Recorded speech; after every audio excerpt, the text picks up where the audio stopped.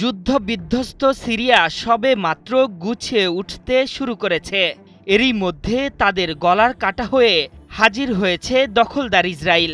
ষড়যন্ত্রের নীলনকশা এঁকে সুপরিকল্পিতভাবে মুসলিম দেশটিকে ধ্বংসস্তূপ বানাতে মরিয়া হয়ে উঠেছেন বেনিয়ামিন নেতানিয়াহু। দ্রুজ সম্প্রদায়কে স্রেফ অজুহাত বানিয়ে সিরিয়ার গুরুত্বপূর্ণ সব স্থাপনায় ভয়াবহ বিমান হামলা চালাচ্ছে তার সেনারা।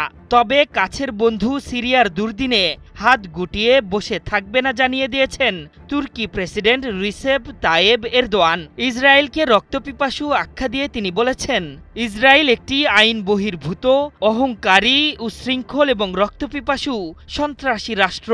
পাশাপাশি হুঁশিয়ারি দিয়ে তিনি বলেছেন, সিরিয়ার ওপর যারা ভরসা করছেন তারা দ্রুতই নিজেদের ভুল বুঝতে পারবেন। İsrail hukuk tanımaz, kural tanımaz, ilkesiz।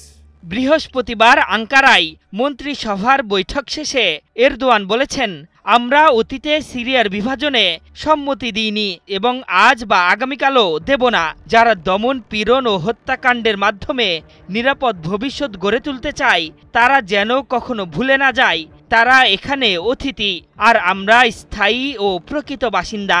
এই ভূমির প্রকৃত অধিকারী আমরাই। একটি শান্ত শৃঙ্খল সিরিয়া পার্শ্ববর্তী সব দেশের জন্য স্থিতিশীলতা বয়ে আনবে এবং এমনটা না হলে এর ভার সবাইকেই বহন করতে হবে। Sürecin yasal ihtiyaçlarını meclis çatısı altında। গত সপ্তাহে সিরিয়ার সুইদা শহরে দ্রুজ ও বেদুইন সম্প্রদায়ের মধ্যে সংঘর্ষ বাধে। সহিংস এই পরিস্থিতি নিয়ন্ত্রণে নিতে সিরিয়ার দক্ষিণাঞ্চলে প্রবেশ করে দেশটির সরকারি বাহিনী।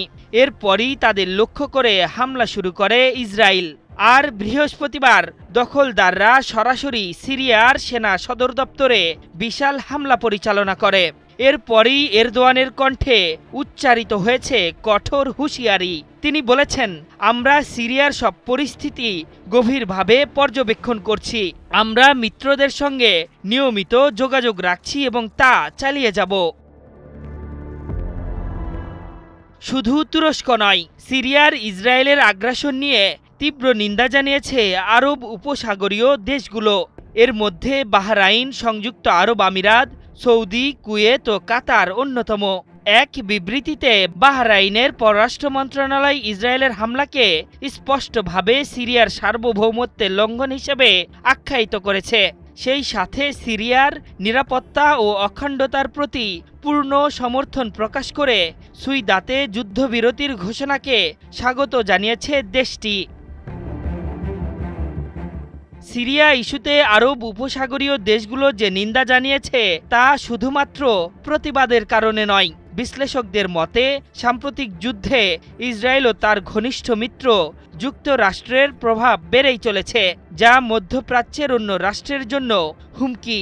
আর এসব কারণে নিজস্ব নিরাপত্তা ও অর্থনৈতিক স্বার্থ বজায় রাখতেই সিরিয়ার পাশে দাঁড়িয়ে ঐক্যের বার্তা দিচ্ছে তারা।